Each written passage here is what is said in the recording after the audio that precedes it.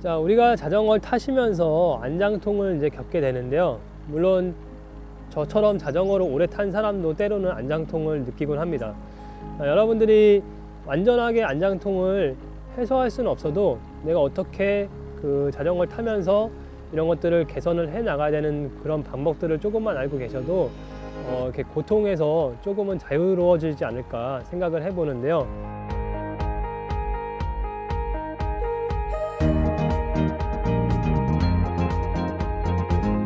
우선은 안장통을 느끼시게 되면 좀 몇 가지 해볼 수 있는 방법 중에 하나가 그 라이딩 시간과 휴식 시간의 이 빈도를 일정하게 가지고 가시면서 좀 휴식을 취해주는 게 가장 먼저 해볼 수 있을 것 같아요.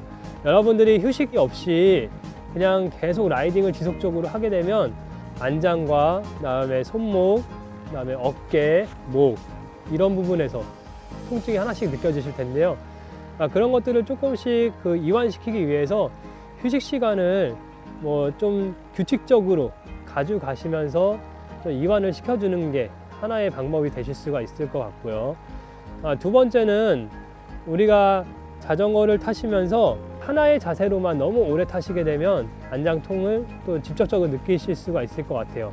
그래서 여러분들이 자전거 타시면서 너무 오랫동안 시팅으로 자전거를 타시기보다는 이 시팅과 이 댄싱의 자세를 조금 자연스럽게 번갈아 가면서 라이딩을 해 주시면 좀 통증을 완화시키는데 도움이 될 수 있는 방법이 하나가 있을 겁니다. 이렇게 자전거를 타시면서도 좀처럼 안장통이 해결되지 않는다고 하시면 한 번쯤은 안장을 교체를 해 보시는 거를 생각해 볼 필요가 있을 것 같아요.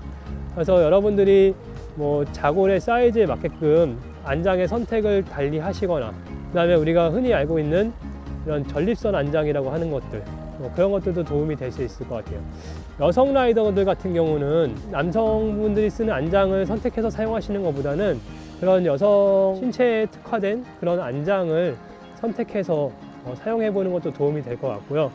그러나 여러분들이 단순하게 이 안장이 딱딱해서 엉덩이가 아프다는 생각에 그 안장이 뭉툭하고 푹신한 걸로 교체를 고려하시는 분도 있을 것 같은데요. 단순하게 안장이 뭉툭하고 푹신한 거를 선택하는 거는 좀 좋은 방법은 아니라고 생각을 하고요.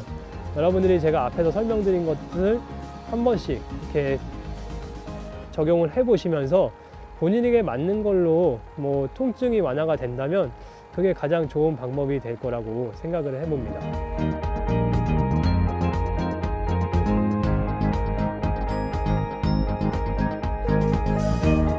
자, 우리가 자전거 자세를 왜 바르게 잡아야 되냐면, 우리가 자전거를 타면서 이 장시간 동안 라이딩을 하셔야 되고, 그다음에 언덕이라든지 내리막, 뭐 지형 변화에 따른 자세라든지, 그다음에 고속 주행을 할 때가 있기 때문에 이 각 상황에 맞게끔 여러분들이 자세가 어느 정도는 정립이 되셔야지만 여러분들이 조금 그런 저항을 덜 받고 좀 효율적인 라이딩을 할 수 있기 때문에 자세가 또 그만큼 중요하게 됩니다. 그리고 또 자세를 잘못 잡게 되면 또 여러 가지 통증의 유발이라든지 부상에 노출될 수 있는 환경이 되기 때문에 그만큼 또 자세는 더 중요할 거고요. 자, 우리가 핸들바를 잡을 때에는 위에 상단 부분과 컨트롤 레버, 그다음에 드롭 부분, 이렇게 세 가지로 크게 나눠서 보실 수가 있겠는데요. 우리가 위에 상단 부분을 잡을 때에는 이렇게 손이 안쪽으로 이렇게 꺾인다든지, 또는 이렇게 바깥쪽으로 이렇게 열리게끔, 또는 이렇게 손을 헐겁게 잡게 되면 좀 주행 중에 핸들을 놓치고 넘어질 수 있는 확률이 그만큼 또 많아지기 때문에 핸들바를 정확하게 파지하시고 주먹이 앞을 향할 수 있도록 핸들을 가볍게 잡아주시면 좋을 것 같아요.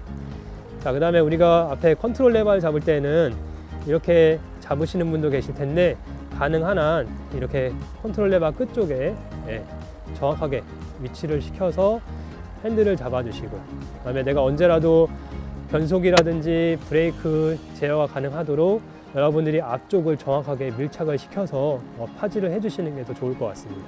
자, 그 다음에 우리가 밑에 드롭 부분을 잡게 되면 그만큼 자세가 낮아집니다. 자, 시선은 밑에 바닥을 보시는 게 아니라 앞에 전방을 바라보신 상태에서 주행을 해 주셔야겠죠. 자, 그리고 여러분이 이렇게 낮은 자세로 왔을 때, 자, 상체가 숙여지고, 자, 무게중심이 낮아지다 보면 이 팔의 힘이 자연스럽게 많이 들어가는 것을 느끼실 수가 있을 거예요. 복부와 허리에 조금 더 긴장감이 되신 상태에서 팔에 힘을 덜고 가볍게 핸들을 컨트롤할 수 있도록 연습이 되셔야 될 겁니다. 우리가 자전거를 타다 보면요, 그 가파른 언덕을 오를 때도 있습니다. 급경사를 오르거나 또는 완만한 경사를 오를 때 그 각도에 맞춰서 안장에 앉는 위치를 조금씩 달리해 줄 필요가 있겠는데요. 예를 들어서 우리가 조금 그 완만한 경사에 자전거의 속도가 자연스럽게 가속이 붙는 정도의 경사도라고 하면 우리가 그 일반적으로 평지에서 앉는 위치에서 그보다 약간 더 앞으로 당겨 앉아서 주행을 하실 수가 있겠고요. 7, 8% 이상의 급경사를 오른다고 하면 여러분들이 물론 댄싱으로서 올라가실 수도 있겠지만 좀 댄싱보다는 시팅을 조금 더 선호하시는 분들이라고 하면 안장에 앉는 위치를 조금 더 많이 앞으로 당겨 앉아서 조금 더 이렇게 자전거의 자세를 위치를 조금 더 앞쪽으로 이동시킨 상태에서 주행을 해 주실 수가 있을 것 같아요. 그래서 여러분들이 이런 경사각도에 맞춘 안장에 앉는 위치를 조금씩 미세 조정하시면서 타실 수 있는 것도 그런 포지션의 하나라고 생각을 하실 수가 있겠고요. 여러분들이 경험을 통해서 또는 트레이닝을 하시면서 그런 것들을 몸에 잘 정착을 시켜 보시면 좋을 것 같습니다.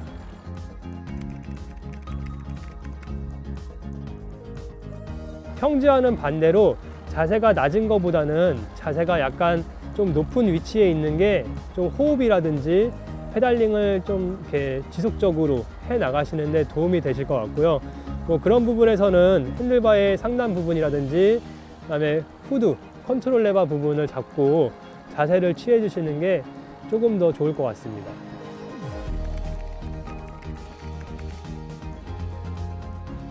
자, 이렇게 컨트롤 레버를 잡게 되면 물론 본인이 컨트롤 하시는 데 있어서 뭐 편안함이라든지 심리적으로 불안한 것을 어느 정도 덜어내는 데는 도움이 되실 거예요. 근데 우리가 실질적으로 긴 내리막을 한번 타고 내려갔을 때 우리가 좀 단점으로서 느끼는 게 뭐냐면 브레이킹을 많이 했을 때 이 손가락이 좀 이렇게 아플 수 있다는 거죠.